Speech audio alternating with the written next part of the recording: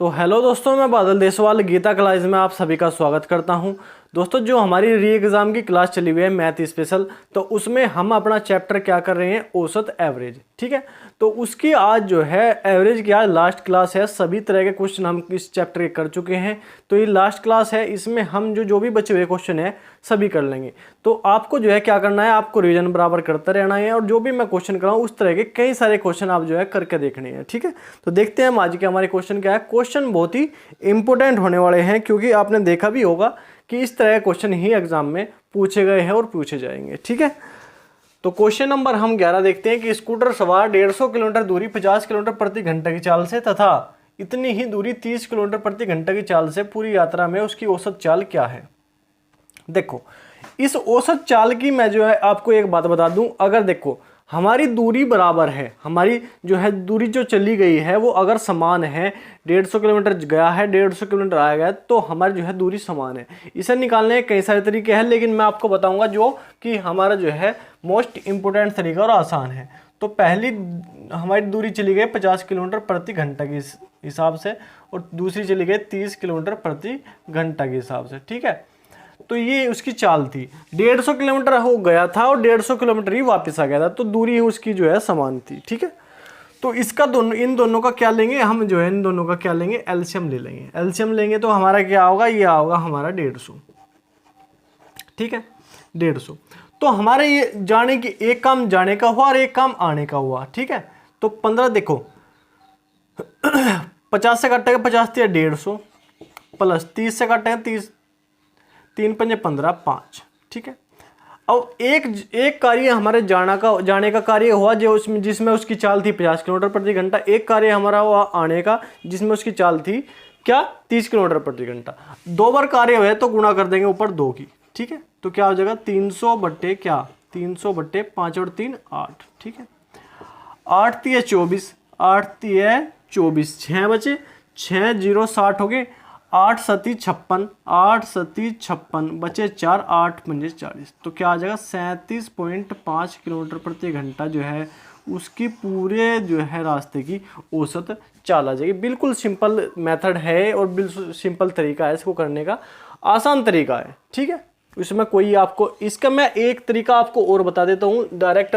अगर आपकी जो है दूरी समान नहीं है, आने की दूरी कुछ और है, जाने की दूरी कुछ और है, या कुछ दूरी उसने इस चाल से चली, कुछ दूरी इस चाल से चली, तो इस तरह के क्वेश्चन भी आते हैं। तो उसमें हमको यूज करना 2xy बटे x प्लस वाई।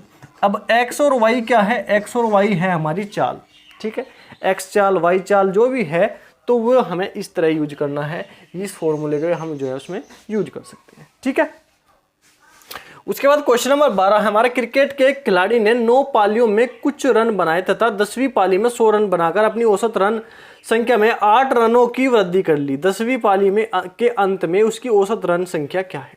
तो देखो हमसे पूछा क्या, 10वीं पाली के अंत में। ठीक है, 10वीं पाली के अंत में पूछा। ठीक, अब देखो ये क्या हुआ, हमारे हमारे जो है क्या, जो उसने 10वीं पाली में रन बनाए वो कितने थे, 100 रन बनाए। उसने जो रन बनाए वो कितने थे, 100 रन बनाए। अब देखो 10वीं पाली के पूछा, तो देखो और इसमें औसत रन में वृद्धि कितनी हुई, इसकी औसत रन में वृद्धि हुई 8 की, 8 रन की वृद्धि हुई। जो वृद्धि हुई वो लिखेंगे। 100 रन बनाए, 8 रन की उसकी औसत रन में वृद्धि हुई। कितनी पालियों में, 10वीं पाली पूछी तो 9वीं पाली से गुणा कर देंगे। 10वीं पाली पूछी तो 9वीं पाली से गुणा कर देंगे। अगर 9वीं पाली पूछता कि 9वीं पाली के अंत में, तो क्या करते, 10वीं पाली से गुणा कर देते, मतलब 10 से गुणा कर देते। ठीक है, तो 100 माइनस 8 नम 72, तो 100 माइनस 72 तो क्या आ जाएगा, ये आ जाएगा हमारा क्या 28। तो क्या बिल्कुल है ना सिंपल। तो 10वीं पाली के अंत में उसका औसत रन संख्या कितनी थी, 28 उसकी औसत रन संख्या थी। एक बार मैं और बता देता हूं, जो रन उनने बनाए 100 रन बनाए उसने 10वीं पाली में। ठीक है, 100 रन लिख लेंगे, माइनस करेंगे जो उसके औसत रन में वृद्धि हुई, जो वृद्धि हुई या कमी हुई वो औसत रन लिखेंगे। गुणा करेंगे क्या, अगर 10वीं पाली के अंत में पूछा तो 9वीं पाली से गुणा कर देंगे, अगर 9वीं पाली में पूछता तो 10वीं पाली से गुणा कर देंगे। अब 100 माइनस 8 गुणा 9 बराबर 100 माइनस 72 बराबर 28 हमारे जो है उसका औसत रन संख्या क्या थी, तो औसत रन संख्या उसकी 28 थी।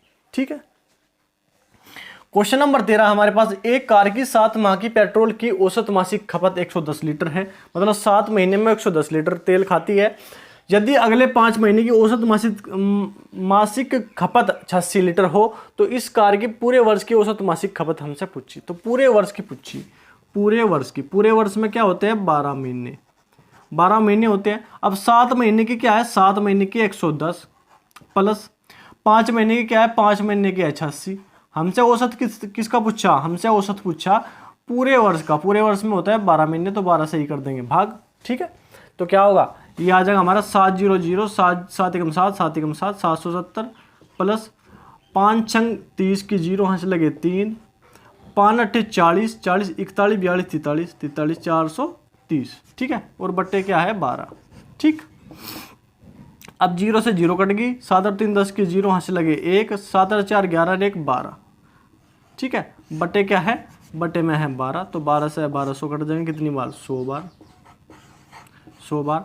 तो उसकी मासिक खपत कितनी है, पूरे वर्ष की औसत खपत कितनी है, पूरे वर्ष की औसत मासिक खपत कितनी है, तो 100 लीटर उसकी पूरे वर्ष की औसत मासिक खपत है, ठीक है 100।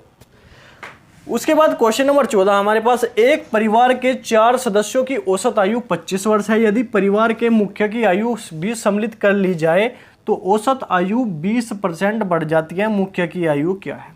अब देखो, अब 4 सदस्य हैं, 4 सदस्य की औसत आयु हमें बता दी कि 25 वर्ष है। अब एक मुखिया भी शामिल कर लिया, तो 4 सदस्य पहले थे, अब कितने हुए 5। उसने कहा कि 20% बढ़ेगी। अगर जो 25 का 20% हम निकाला है तो 20/100 हो जाएगा, 20/100, 20 पंजे 100, 5 पंजे 25, ठीक है। तो कितना आ गया, मतलब 5 की वृद्धि होगी, तो 25 में 5 की वृद्धि कर देंगे तो कितना हो जाएगा 30, ठीक है। तो उसने डायरेक्ट ना देकर हमारे जो है हमें क्या कर दिया, औसत आयु में 20% की वृद्धि कर दी। अब 25 में हम 20% की वृद्धि कर देंगे तो कितना आ जाएगा 30 आ जाएगा, ठीक है। अब देखो बिल्कुल सिंपल हो गया क्वेश्चन। तो 4 व्यक्तियों की औसत आयु क्या थी 25, तो 5 व्यक्तियों की औसत आयु कितनी होगी 30। तो इसका अंतर क्या है, इसका अंतर है 5, इसका अंतर क्या है, इसका अंतर है 1, इस अंतर से इसमें गुणा कर देंगे, इस अंतर से इसमें गुणा कर देंगे, ठीक।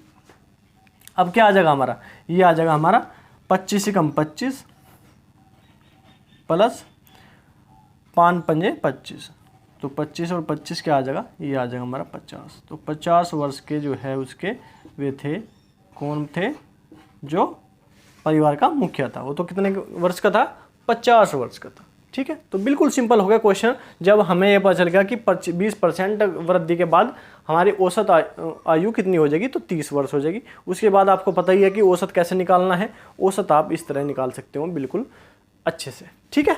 क्योंकि अंतर से, दोनों का अंतर हमने लिया ना, तो अंतर से जब हम गुणा करते हैं तो ये अंतर आ जाता है। अगर डायरेक्ट भी हम इसे करके देखें, देखो 4 व्यक्तियों की है 25, 5 व्यक्तियों की है औसत आयु 30, तो 5 या 15 150 हो गया, 5 या 15 150 और 25 चौका 100, ठीक है।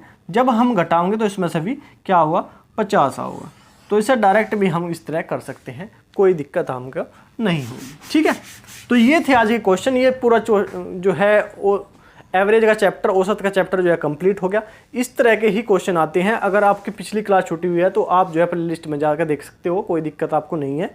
आप जो है मैथ्स बाई बादल देसवाल जो है सर्च कर लो। मैथ बाई बादल देसवाल के बाद आपको गीता क्लास की जो है ऑफिशियल जो हम आपको जो है चैनल दिखाई दे जाएगा। उसके बाद आप प्ले लिस्ट में जाकर सभी प्ले लिस्ट आपकी बनी हुई है, उसमें कोई भी आपको चैप्टर देखना है तो देख सकते हो, कोई दिक्कत आपको नहीं है, ठीक है। किसी भी चीज़ की तैयारी आप कर रहे हो, मैथ की आपको कोई दिक्कत नहीं है, बेसिक मैथ आपको अच्छे से समझा दूंगा मैं, ठीक है।